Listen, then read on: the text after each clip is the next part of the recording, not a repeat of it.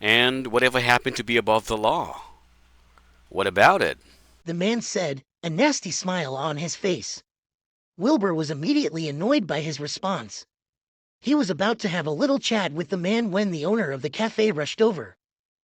Don't get angry, everyone. Please. Let's all calm down a little. He hasn't paid yet.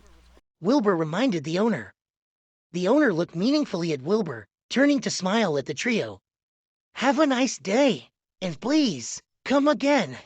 Wilbur raised his eyebrows. The two, however, were fired up and said to Wilbur, See? I just didn't pay and got away with it. Got a problem with that? Wilbur frowned, looking at the cafe owner. The cafe owner sighed softly, whispering to Wilbur, that guy's from the food safety department. He's in charge of this side of town. He's not to be messed with. So that was the case. Yet Wilbur was still indignant. The authorities these days were considerably well behaved. How did people like this still exist? Wilbur looked at the man talking to him. So what if you're from the food safety department? I don't think you're allowed to get away with not paying for your food just because of that. Well, I just did. What can you do about it? The man did not seem ashamed in the slightest, raising his eyebrows at Wilbur. Wilbur could not stand it anymore. He got to his feet and looked the man right in the eye. You're not leaving this place without paying. The man seemed to refuse to back down as well. He walked right up to Wilbur. With his breath reeking of alcohol, he said, I'd like to see how you're going to stop me from leaving. Wilbur's irritation could no longer be held back and aimed a kick at the man, which sent him sprawling on the ground at once. The man cried out in pain, rolling around on the ground. The cafe owner was shocked at the sight, waving his hands in a panic. Oh, God. What am I going to do? Don't worry. I'll handle this. I'd like to see who this guy thinks he is, being so cocky. Wilbur said. Just then, the man's friends helped him to his feet. They glared at Wilbur. The man wheezed for a while before glowering at Wilbur murderously.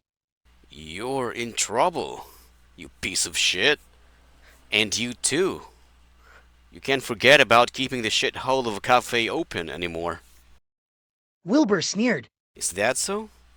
Show me what you've got then. I'd like to see just how wild you can get. Just then, the other guests at the cafe were hurrying to leave upon seeing what was happening. Nowadays, people prefer to stay out of trouble, in fear that they would be involved as well. Just then, the man took out a license from his pocket and waved it in front of the cafe owner. I've run an inspection of your place, and you failed the hygiene standard. Close up your shop this very instant. Wilbur burst out laughing, then snatched the license from the man. Bernie Dobrook, Weston District Food Safety Department. Temporary Hygiene Inspector. Wilbur smirked coldly. Bernie Dobrook, huh? You're pretty cocky for a temp hire, don't you think?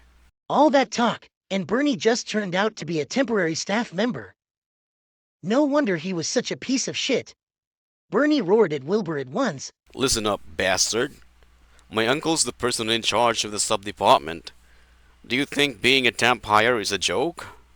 This idiot is closing his doors right now, and I'd like to see him go against me. Bernie was still indignant, hell-bent on leaving this place with the upper hand. The cafe owner sighed. It was clear that he was no match for this Bernie guy.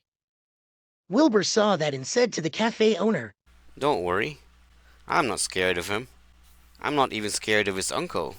As a matter of fact, I'll take care of both of them. Bernie could not help but laugh at that. You're quite boastful, aren't you? I'm going to sit right here all day.